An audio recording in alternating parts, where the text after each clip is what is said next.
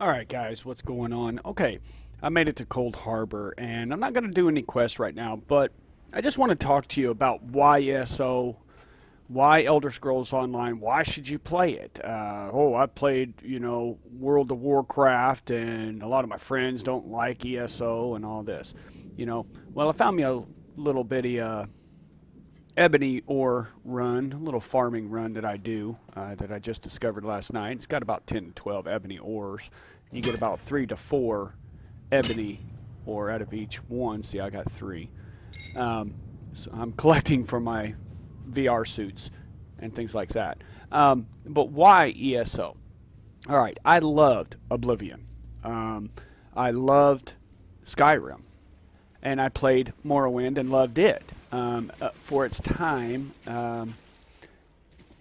Morrowind was awesome. I mean, that is the only first true RPG games I'd ever played. I've always been a first-person shooter player, some third-person games, and things like that. But I was a 007 guy who loved that game, and and things like that. But Elder Scrolls was my first brush in with RPGs.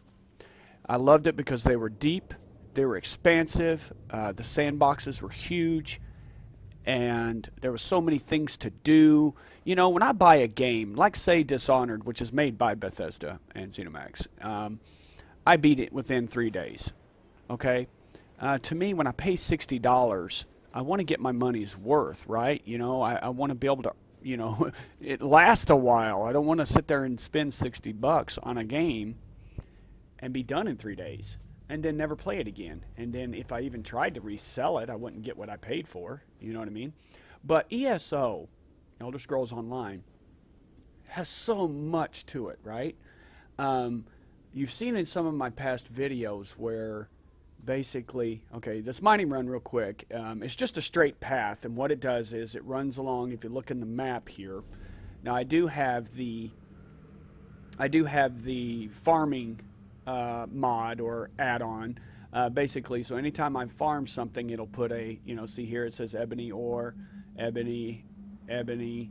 See there? Well, this is that little run I found, and there's let's see, 1, 2, 3, 4, 5, 6, 7, 8, 9, 10. There's 10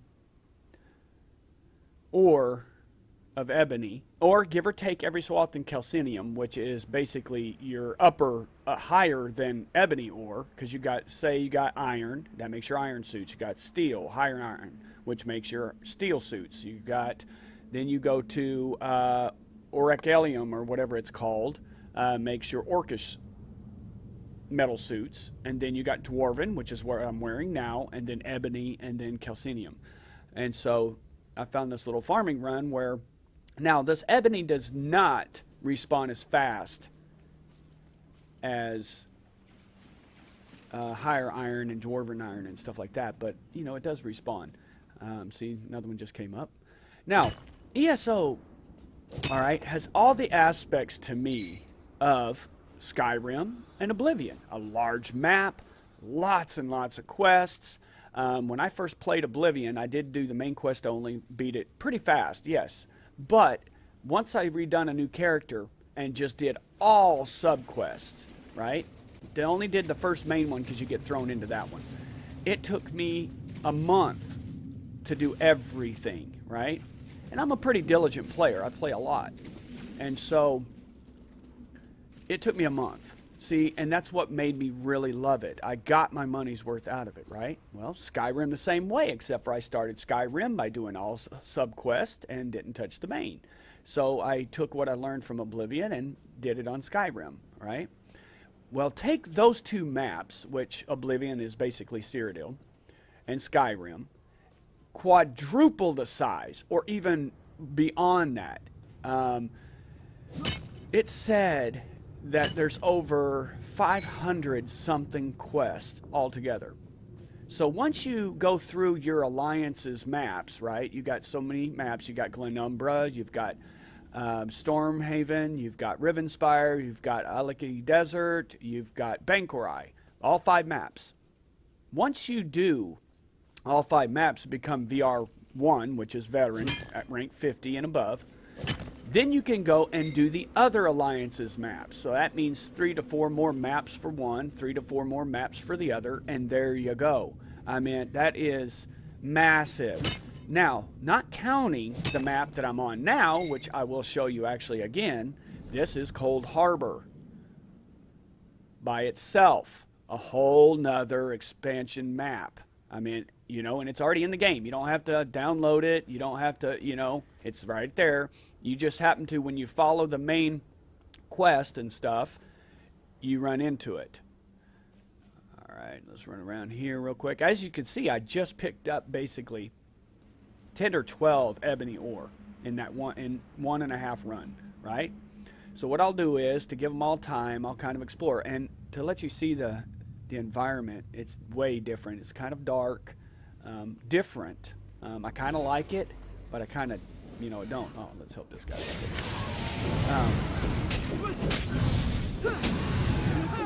It's definitely just as big, right? So you got all those maps. Then you have Cyrodiil itself, which after level 10 you can go there, but here's the thing about Cyrodiil. Cyrodiil is where the PvP takes place. Now, you do have Alliance there, but anytime a player, except for an Alliance member, right? If I've got blue and that player has blue, he can't kill me nor I him. But a yellow member or a red member in Cyrodiil can come up, even in your territory that is yours by your Alliance, can come and, oh, I hate these little bangkins. You can't barely see them. They can kill you. Ooh, 2 of them popped up right there.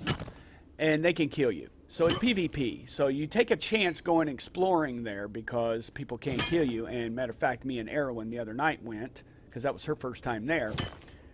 We got about 3 sky shards and explored a little bit. And we ended up getting killed by 2 or 3 PvPers in a dungeon. And then once she got killed by somebody who was just out on the road and he was hidden with a potion, I'm guessing, and ended up killing her, and I waited around to see if I could find him, but he wouldn't attack me. So it's, you know, but that's a whole nother map, right? Then you have the group, the interaction, the MMO part, which I love, because now I can, whoop, that ain't a bad guy. Greetings. That, you know, I can have fun with and meet people and interact with people and stuff like that, you know, so that gives another aspect to it that I really enjoy. And then you throw in me and my wife playing together, doing quests together, doing dungeons together, solo dungeons, of course. But then you can group up into groups of 4 and do the public dungeons and things like that, which was one I just posted on my videos just yesterday or today or something like that. Sorry, I say a lot. My brain's working 100 miles an hour.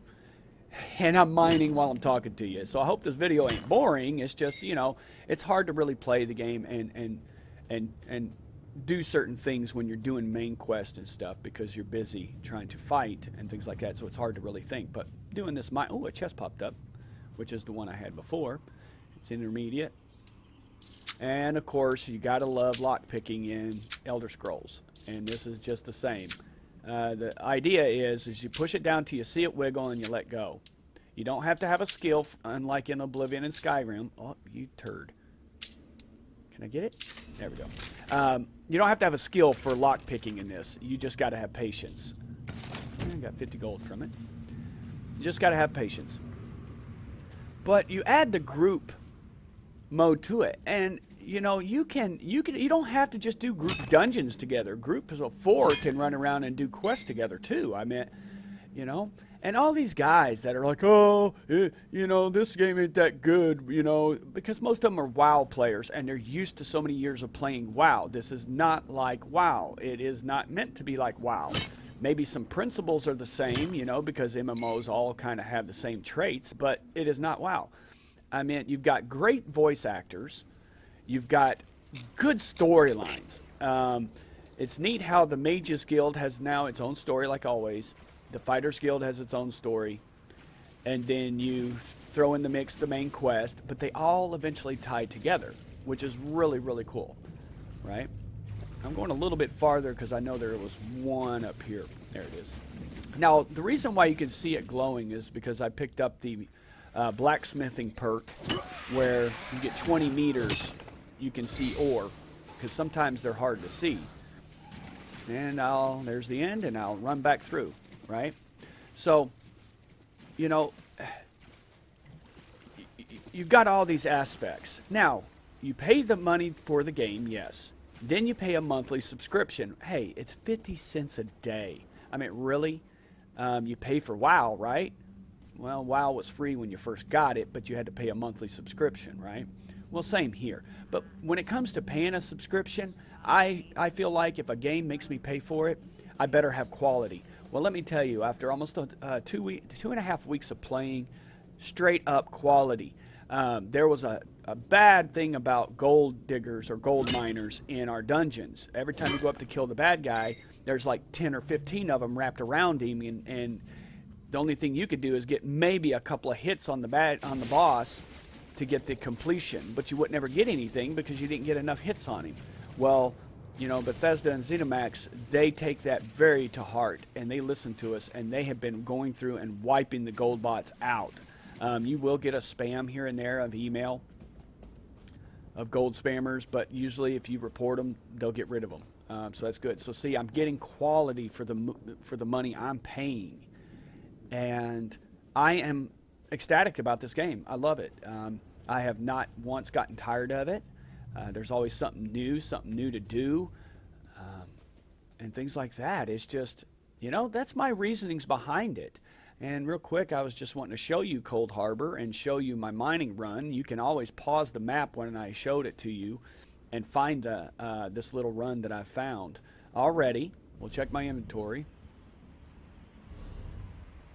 I have obtained 51 already ebony ore already within the 12 minutes that we were talking, and it costs for an ebony suit around about probably 150 bars.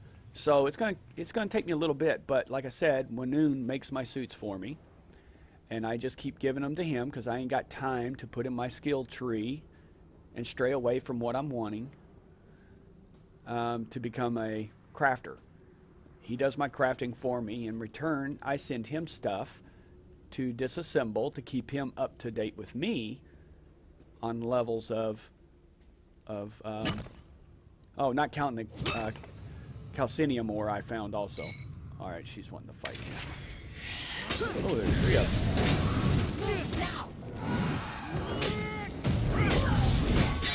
them. Gotta love Deja. But yep, this is Cold Harbor.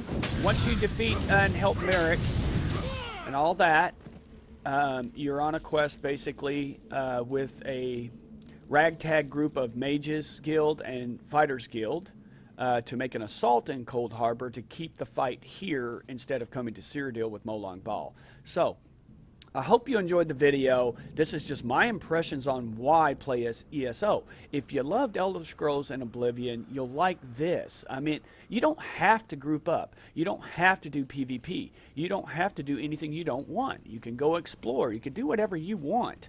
It's set up for solo and group. So they really thought about what they made and how they were going to make it. So I just wanted to give you my inputs on it. Give it a whirl. I love it. Everyone loves it.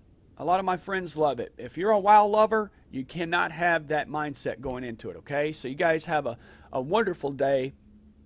Please subscribe. Enjoy. Give me some feedback. And as always, peace.